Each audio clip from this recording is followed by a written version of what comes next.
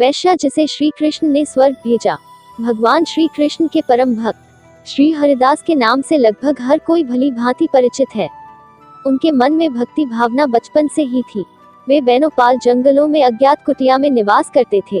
वे पूरा दिन भक्ति साधना में लीन रहते थे और प्रतिदिन तुलसी जी की सेवा एवं 3 लाख हरिनाम का जप किया करते थे। भोजन के लिए वह ब्राह्मणों के घर पर जाते थे। श्री हरिदास जी भजन गायन में इतने निपुण थे कि उनके भजनों को सुनकर समस्त नर नारी एवं पशु पक्षी भी मंत्रमुग्ध हो जाते थे। उनका यही निराला रूप जानकर उन्हें संकीर्तन आंदोलन का आचार्य बनाया गया। उसी जंगल के निकट एक रामचंद्र नामक एक जमींदार रहता था। उसे हरिदास जी की प्रतिष्ठा बिल्कुल भी रास न आई।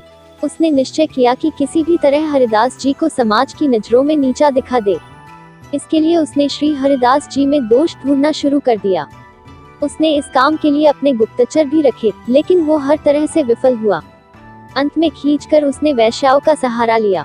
दूर देश से उनसे बहुत ही सुंदर एवं मनमोहक रूप वाली वैश्याओं को बुलाया, जिससे कि वह हरिदास जी के चरित्र को भ्रष्ट कर सके।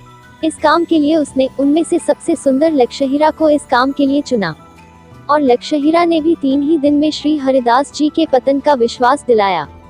इसी योजना के साथ वो निकली कि जैसे ही वो श्री हरिदास जी को अपने माया जाल में फंसाएगी, वैसे ही जमींदार सभी नगर वासियों एवं गुप्तचरों के साथ वहां पहुंचकर उन्हें रंगे हाथों पकड़ेगा और उन्हें सभी के सामने तिरस्कृत कर और आचार्य पद से बेदखल कर देगा। योजना के तहत वो सज धज कर कुटिया की तरफ निकल गई। जैसे ही वह कुटिया के समीप पहुंची, उसने देखा कि बाहर तुलसी जी विराजमान है। उसने उन्हें प्रणाम किया और अंदर प्रवेश कर गई। श्री हरिदास जी को आकर्षित करने के लिए उसने वो सभी कृत्य किए जिसे देखकर वे अपना संयम खो दे। उसने बहुत मधुर स्वर में हरिदास जी से कहा कि आप बहुत सुंदर है। आपका यौवन रूप देखकर कोई भी आप पर मोहित हो जाएगा। मैं भी आप पर मोहित हो गई हूँ। अगर आपने मेरा कहा नहीं मान तो मैं अपने प्राण त्याग दूंगी। तब श्री हरिदास जी ने कहा, मैंने 3 लाख हरिनाम जप का व्रत शुरू किया है। जैसे ही व्रत पूरा होगा, मैं आपकी इच्छा जरूर पूरी करूंगा। वैश्या वहीं रुक गई और व्रत पूरा होने का इंतजार करने लगी और इधर हरिदास जी अपने जाप में मगन हो गए। देखते ही देखते सुबह हो गई और श्री हरिदास जी हरिनाम भक्ति में लीन रहे। तब वो वैश्या वहां से चली गई और जाकर रामचंद्र को पूरा व्याख्यान बताया और अगले दिन अपनी सफलता का विश्वास दिलाया। अगले दिन फिर से रात्रि के समय वो हरिदास जी की कुटिया की तरफ गई और पिछली बार की तरह उसने तुलसी जी को प्रणाम किया और अंदर कुटिया में प्रवेश किया। उसे देखते ही हरिदास जी बोले, व्रत के कारण मैं कल आपकी इच्छा पूरी नहीं कर पाया था, लेकिन आज व्रत पूरा होते ही अवश्य ही आपकी इच्छा पूरी होगी। इतना कहकर हरिदास जी हरिनाम जप में विलीन हो गए। इस बार लक्षहीरा कुछ भी करके अपनी सफलता सुनिश्चित करना चाहती थी, इसीलिए उसने हरिदास जी को आकर्षित करने के लिए उसने उनके सम्मुख ऋषि मुनियों का धैर्य तोड़ देने वाले स्त्री भाव प्रकट किए। लेकिन इसका कोई असर हरिदास जी पर नहीं पड़ा। वो निरंतर हरिनाम जपते रहे। ऐसे ही असफल प्रयास करते करते पूरी रात्रि समाप्त होने लगी।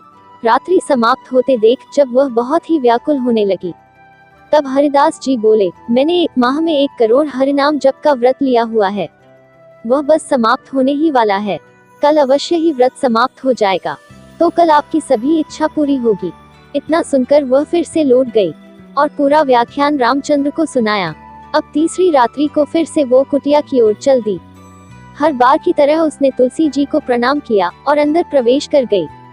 आज उसने कुछ भी प्रयास नहीं किया। वह आई और फिर हरिदास जी के पास बैठ गई और व्रत पूरा होने का इंतजार करने लगी। लगातार 3 दिन तक हरिनाम सुनते सुनते उसका हृदय परिवर्तन हो गया। उनके मन का मैलापन दूर हो गया। उसका मन पश्चाताप की ज्वाला में जाग गया।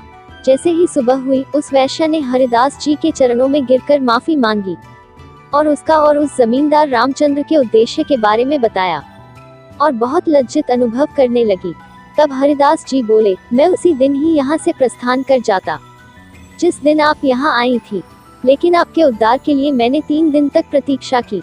वैश्या ने बड़े ही दुखी मन से फिर से अपने कृत्य के लिए माफी मांगी और अपने कल्याण के लिए प्रार्थना की।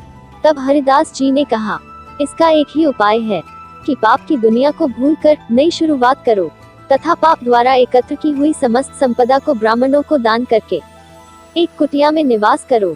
और हरिनाम का जप करो एवं तुलसी जी की सेवा करो। हरिदास जी के कहे अनुसार उस वैश्या ने सारा धन ब्राह्मणों को दान दे दिया एवं खुद एक कुटिया में रहकर हरिनाम का जप करते हुए साधारण जीवन व्यतीत करने लगी। श्री हरिदास जी की कृपा से वह कठिन साधना में लीन हो गई और प्रतिदिन 3 लाख हरिनाम जपने लगी। इसी के फलस्वरूप इस संसार के मायाजाल और भोग विलास स्वाभाविक वैराग्य उत्पन्न हो गया। इतना ही नहीं, परम अवतार श्री कृष्ण की अनुकंपा से उसके हृदय में भगवान प्रेम उत्पन्न हो गया और उसका उद्धार हुआ। यहाँ तक चैतन्य महाप्रभु के जीवन चरित्र श्री चैतन्य चरितामृत में लिखा है कि लक्षहीरा नामक वैश्या एक ऐसी पुण्य आत्मा बन गई कि बड़े बड़े वैष्णव भी उनके दर्शन करने और उनसे हरिनाम के वाक्यांश सुनने आया करते थे। जय श्री कृष्ण, राधे राधे। दोस्तों, आपको यह कहानी कैसी लगी कृपया कमेंट करके जरूर बताएं। वीडियो को लाइक और शेयर करें। यदि आप हमारे चैनल पर नए हैं तो हमारे चैनल को सब्सक्राइब जरूर करें। धन्यवाद दोस्तों।